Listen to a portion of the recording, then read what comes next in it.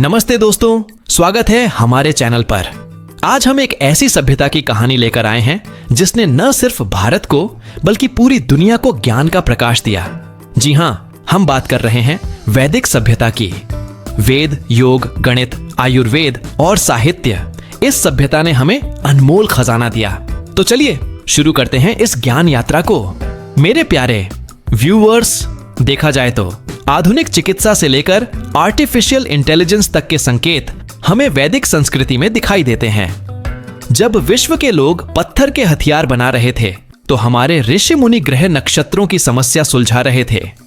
वैदिक साहित्य में इतने रहस्य छिपे हैं कि यदि हमें इसकी जानकारी हो जाए तो इससे मानवता की बड़ी सेवा हो सकती है। वैदिक सभ्यता का आधार है इसका दर्शन, जो कहता है ओम तत् सत, अर्थात सत्य ही परम है। यही सत्य वैदिक सभ्यता की नींव रहा। वैदिक सभ्यता की सबसे बड़ी देन है वेद। यह न केवल भारत का बल्कि दुनिया का सबसे प्राचीन ग्रंथ है। 4 वेद हैं, ऋग्वेद, सामवेद, यजुर्वेद और अथर्ववेद। इनका संकलन महर्षि वेदव्यास ने किया। ऋग्वेद में प्रकृति और ब्रह्मांड की स्तुति है, जैसे ये ऋग्वेद का प्रसिद्ध श्लोक है, आनो भद्राः कृतवो यन्तु विश्वतः, अर्थात हमारे पास विश्व भर से शुभ विचार आए। दोस्तों, यह श्लोक हमें सिखाता है कि ज्ञान की कोई सीमा नहीं होती। सामवेद ने संगीत को आध्यात्मिक रूप दिया, यजुर्वेद ने यज्ञ और कर्मकांड सिखाए और अथर्ववेद में चिकित्सा और सामाजिक जीवन की बातें हैं। लेकिन वेद सिर्फ धार्मिक ग्रंथ नहीं, इनमें विज्ञान, गणित और खगोल शास्त्र का भंडार है। वैदिक सभ्यता का विज्ञान आज भी हमें हैरान करता है। क्या आप जानते हैं कि शून्य और दशमलव प्रणाली का आधार यहीं से पड़ा? यह वैदिक गणितज्ञों की देन है, जिनके बिना आधुनिक गणित और टेक्नोलॉजी असंभव थी।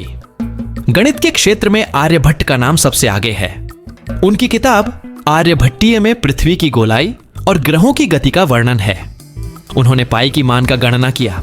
ब्रह्मगुप्त ने अपनी किताब ब्रह्मस्फुता सिद्धांत में बीज गणित और शून्य के नियम बताए। वहीं वराह मिहिर ने पंच सिद्धांतिका और बृहद संहिता में खगोल शास्त्र, मौसम और वास्तुशास्त्र का वर्णन किया। अब बात करते हैं वैदिक सभ्यता की उस देन की जो आज पूरी दुनिया में छाई हुई है, योग और आयुर्वेद। योग सिर्फ शारीरिक व्यायाम नहीं बल्कि आत्मा को जोड़ने की कला है। महर्षि पतंजलि ने योग सूत्र में योग के 8 अंग बताए। उनका यह श्लोक बहुत प्रसिद्ध है, योगः चित्त वृत्ति निरोध, अर्थात योग मन की वृत्तियों को नियंत्रित करना है। आज योग यूनेस्को की विश्व धरोहर है और दुनिया भर में लाखों लोग इसे अपनाते हैं। आयुर्वेद ने हमें प्राकृतिक चिकित्सा दी। चरक ने चरक संहिता में रोगों के इलाज बताए, जबकि सुश्रुत ने सुश्रुत संहिता में सर्जरी की तकनीकें दी। सुश्रुत को दुनिया का पहला सर्जन माना जाता है। वैदिक सभ्यता ने हमें संस्कृत दी, जिसे दुनिया की सबसे वैज्ञानिक भाषा माना जाता है।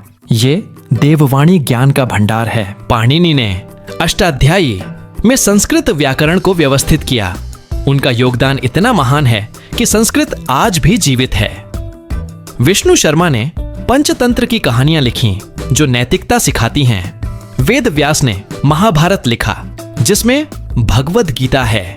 गीता का यह श्लोक विश्व प्रसिद्ध है, कर्मण्येवाधिकारस्ते मा फलेषु कदाचन, अर्थात तुम्हें केवल कर्म करने का अधिकार है, फल की चिंता मत कर। वाल्मीकि की रामायण भी मर्यादा और धर्म का प्रतीक है। वैदिक सभ्यता ने हमें प्रकृति को पूजना सिखाया।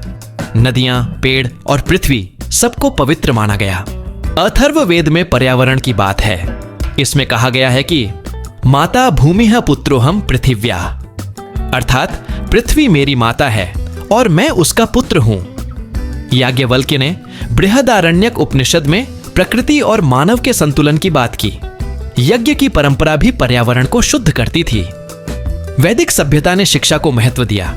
गुरुकुल में नैतिकता और जीवन कौशल सिखाए जाते थे। तक्षशिला और नालंदा विश्वविद्यालय वैदिक शिक्षा के गौरव हैं। वैदिक सभ्यता का प्रभाव सिर्फ भारत तक नहीं रहा। योग, आयुर्वेद और संस्कृत आज पूरी दुनिया में हैं। गणित और खगोल शास्त्र के सिद्धांत अरब और यूरोप तक पहुंचे। वैदिक दर्शन ने बौद्ध और जैन धर्म को प्रेरित किया। पंचतंत्र की कहानियां दुनिया भर में फैलीं। वैदिक सभ्यता का यह श्लोक हमें एकता सिखाता है। वसुधैव कुटुंबकम, अर्थात सारा विश्व एक परिवार है। यही विचार आज भी दुनिया को जोड़ता है। तो दोस्तों, वैदिक सभ्यता ने हमें वेदव्यास, आर्यभट्ट, पतंजलि, चरक, सुश्रुत, पाणिनि और याज्ञवल्क्य जैसे विद्वान दिए। उनकी रचनाएं वेद, योग सूत्र, चरक संहिता, अष्टाध्यायी और भगवद गीता, जो आज भी दुनिया भर के लोगों के लिए एक आश्चर्य हैं। इन श्लोकों ने दुनिया को सत्य, ज्ञान और एकता का संदेश दिया। दुनिया की महत्वपूर्ण स्पेस एजेंसी नासा अपने रिसर्च में वैदिक साहित्य का उपयोग करती है। दोस्तों, इसके साथ ही वैदिक साहित्य में उन सभी विषयों की विवेचना की गई जो भविष्य में आने वाले विषय थे। जैसे हम देखते हैं कि पर्यावरण की चर्चा उस समय की गई थी।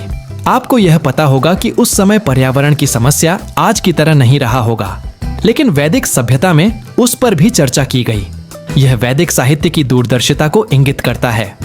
उस समय के लोग इतने दूरदर्शी थे कि आने वाली समस्याओं को भी उन्होंने देख लिया होगा। वैदिक साहित्य की रचना लगभग 2-2.5 हजार साल पहले हुई थी, लेकिन समस्याएं आज की भी उसमें समाहित हैं।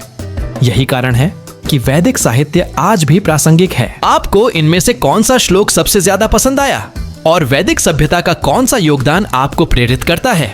कमेंट में जरूर बताएं। अगर ये वीडियो पसंद आया तो लाइक करें, शेयर करें और हमारे चैनल को सब्सक्राइब करें। बेल आइकन दबाएं ताकि नए वीडियोस की खबर आपको मिले। मिलते हैं अगले वीडियो में। नमस्ते।